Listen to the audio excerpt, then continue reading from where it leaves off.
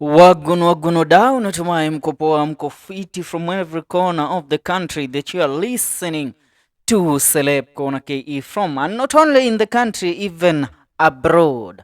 Now, as of right now, there's some certain news and some certain allegations that have come across on my social media platform, and mostly through the platform X. And this news comes from one of the most prominent advocates that we have in the country, or lawyers, that is Mr. Daktari Miguna. Now, Daktari Miguna, through somebody at that party that has tried to expose the firstborn son to the President of the Republic of Kenya, that is President William Ruto, his son, Nick Ruto. Somebody has some juicy tea in regards to how Nick Ruto is doing and how he carries his office.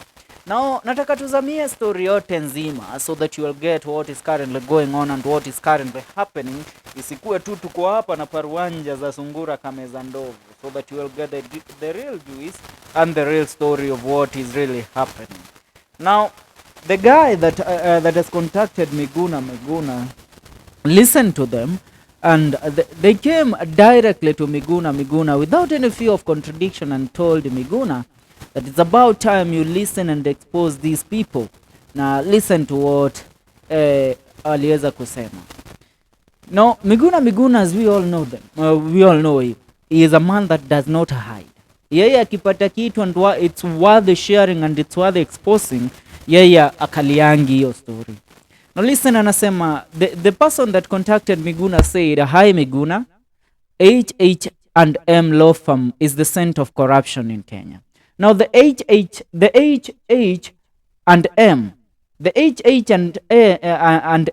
law firm is a law firm that is believed to be owned by the son to the President of the Republic of Kenya. That is Nick Ruto.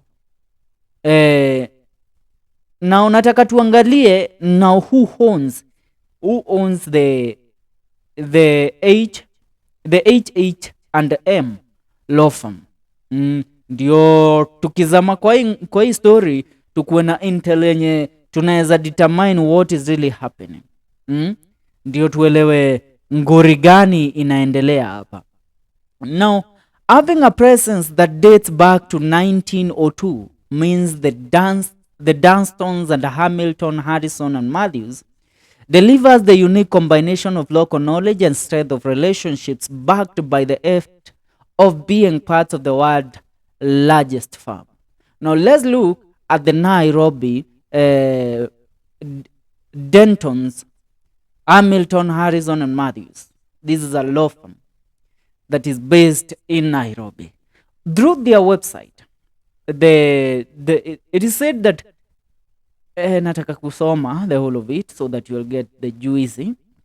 Inasema Kenya is the anchor economy of East Africa, attracting global investment from regions including China, Europe, India, Japan, and the US. Most global organizations and multinationals headquarter their East African operations in Nairobi and view Kenya as an attractive destination for foreign direct investment. Having a presence that dates back, nimesoma hiyo, they said that our legacy of being the oldest and one of the most prestigious law firms in Kenya gives us the unique quality of understanding the market to provide bespoke legal solutions to our clients. Look to our terms of 60 plus lawyers for integrated advice on legal services required. Now, they offer a lot of services. Now, Nick Ruto is one of the workers and one of the lawyers in the HH&M law firm. Now tukiendelea with the message ya Miguna. Hi Miguna, HH&M law firm is the center of corruption in Kenya. I work in the same building. Galana office suits near Deloitte. Day in, day out. It's Ruto's guy and politicians visiting with entourage of guzzlers, and guess who works there? Nick Ruto. I meet him daily during lunch break walks. The same building hosts Galana Energies, who were given the G2G deal. This should also be investigated. I will share more details on this. PA Nick is called James Waihenya. The dude was an excavator operator, sasa ni millionaire with shares in companies and land over corrupt dealings. Huo ni ujumbe, and this is the exposure that Miguna ameweza come up nayo in regards to what is happening. Now, this is a message that you should be currently trading. You know, the son of the president, William Ruto, is a very intelligent man. That we cannot take away from him, because among the Ruto's children, if there is a man and a kid of the president that took a different path in career and decided, you know what, to craft his own destiny when it comes to our Kenyan economy and how people in Kenya perceive children of politicians, it's Nick Ruto. He stayed and shied away from the media and the attention of his father as the president of the Republic of Kenya. But behind the Ruto's family legacy lies the knowledge of Nick Ruto. That man is the one that is behind strategizing and seeing his father through successful dealings in the country. And most of them, we can't speak about successful dealings in this country that are not corrupt. You know, the dealings in this country are done in the shadows. They never come out to see the light of the day because most of them are corrupt. Now, tukiendelea, I want to read a few reactions kutokea kwa Kenya pale kwa platform X on what they are saying in regards to what is really happening and in regards to hii story ambayo Miguna amekama up nayo. Engineer J anasema unbelievable, or again, this is so serious. Now Reject Ruto anasema share more. Imek 25 anasema we have a long way, but the hope is there. This is terrible, or take care. Such result, Ruto Kiplagat, Ruto Nicholas Kipkurgat. The place of work is Hamilton, Harrison and Matthews. Practicing year 2024. Practicing status active. So which means Nick is an active lawyer there. Now, one of the partners of the Hamilton, Harrison and Matthews law firm is none other than Adil Khawaja. Who is Adil Khawaja? Because I have seen this picture trending on social media for some time. So, unajua uzuri wangu mimi when I pick a story, I like doing due diligence hata nikiongea na nyinyi, so that we will get to dive deep into a story and get the real deal na kile ambacho kinaendelea. When you Google Adil Khawaja, he is a partner at Denton, inasemekana he is a partner at Denton's, Hamilton, Harrison and Matthews, and a leading name in the real estate. Now, he is a billionaire in our country. He was appointed as the board of Safaricom PLC. Ni story mingi sana ambazo zina come up tukiangalia hii jina. Now, wadau, let's go back kiasi. Adil Khawaja is the billionaire lawyer who is believed to have met with President William Ruto in 2020. Now, nataka kusoma hii story because there is an article that was published by Citizen Weekly in 2020. Na ilisema hivi. Revealed, billionaire lawyer Adil Khawaja secretly meets DP William Ruto in Dubai.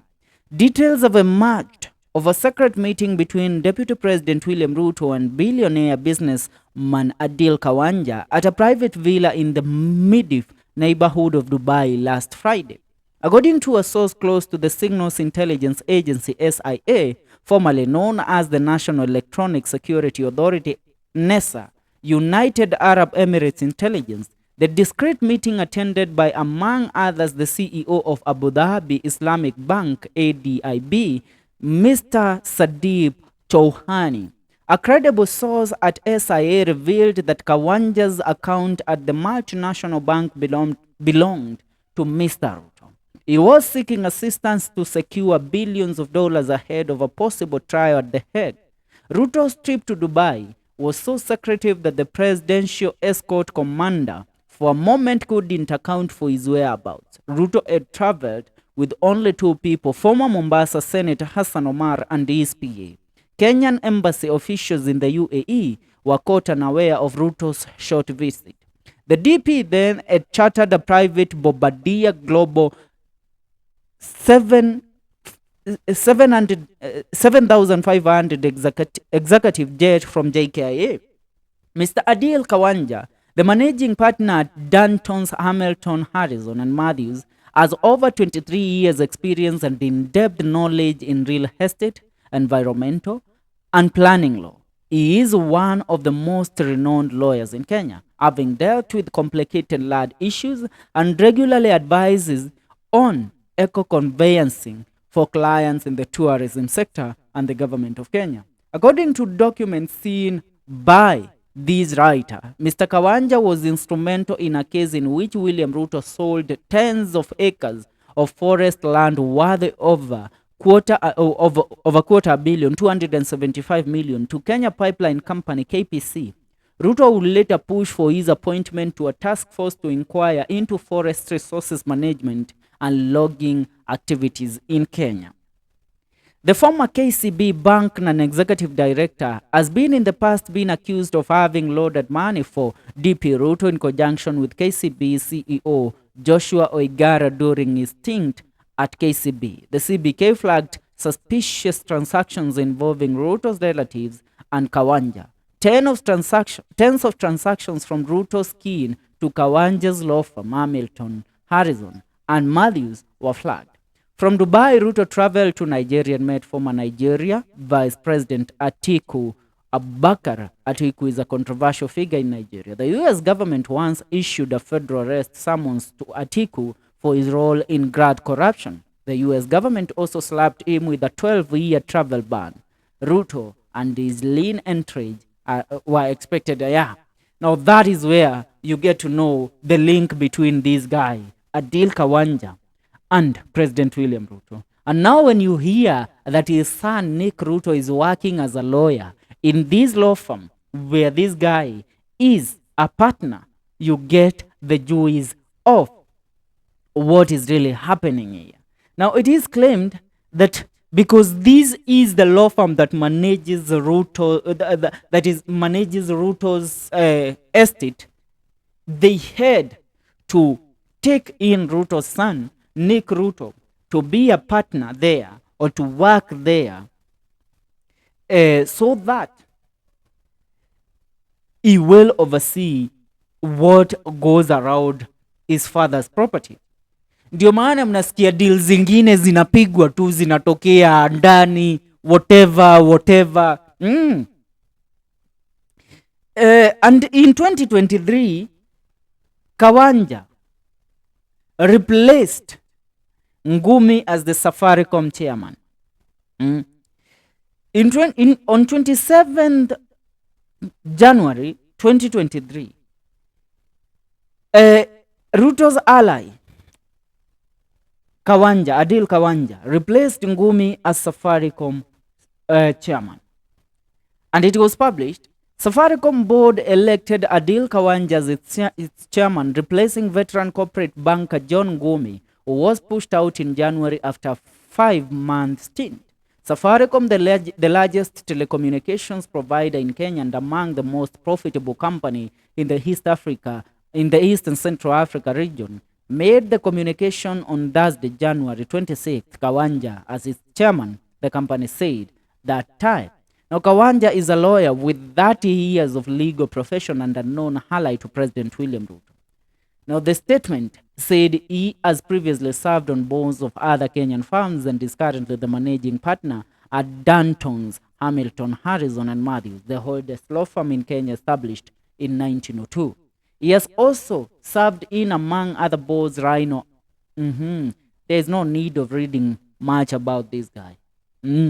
Ukiangalia tu, utaelewa why Adil Khawaja is a partner in that law firm and why Nick Ruto is there. Na sasa inaaminika every corrupt officials in Ruto's government are flocking the HH&M law firm wakijaribu kupata services za kijana wa Rezo. Tunaelewana? So hii nchi it's an active scene of crime ambayo I don't think it's going to change from that very soon.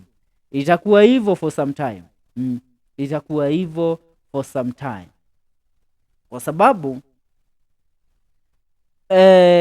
in regards to what we are seeing, why should such a law firm that has one of the most reputable, unanielewa, one of the most reputable and one of the most decorated law firms in this country, it is the oldest law firm in this country from 1902, why should it be involved in sagas ambazo inakuwa named ikiwa involved na vitu ambazo azilete shangwe? Namwona Dennis Kanye akisema the brazen corruption and malfeasance witnessed in our country today is unmatched and unprecedented. God help us reach 2027 in one piece. Imac 25 anasema we have a long way but the hope is there. This is terrible. I don't think even hata mambo ya hope tunapaswa kuwa tukiongelea. Justice Ibrahim Maruti anasema Nick Ruto is a qualified advocate like any other qualified and practicing advocate. We should not maliciously attack him since he is a son of the president. HH&M law firm is a law firm of credibility and with advocates in good standing and who trade as qualified. Tupunguze hichoki. Mr. Defender, continue defending. For now, hapo ndio tunakazimia na kukumbusha tu hii ni Celeb Corner KE. But let me ask you a question. Why do you think that Nick Ruto had to be a lawyer at the HH&M law firm? Yet Nick has the resources that he could start his own law firm. Mbona akuwe incorporated to that law firm? It's because his father's interests are protected by the said law firm. Tukiongelea law firm kama hizi ni zile law firm who protect matajiri in this country, but not only in this country. They are credible lawyers who have a portfolio that spans over generations. Kutoka 1902 sai tuko 2024, that means this country has been there for the last 122 years. Tunaelewana? So which means they are credible in what they do. But when it comes to when, a law firm cannot be said it's corrupt because a law firm just represents the clients that come in. Haijalishi. Nikiendelea ku-explain hii kitu inanichosha thinking that this young man, he would, Nick Ruto has a possibility even being more successful than his father is when it comes to even building up his own portfolio. But once you get involved with certain things, upon your credibility is lost. For now, we leave it there. Make sure you subscribe to our YouTube channel, Celeb Corner KE, for more news and more update. This is the Exposure by Miguna.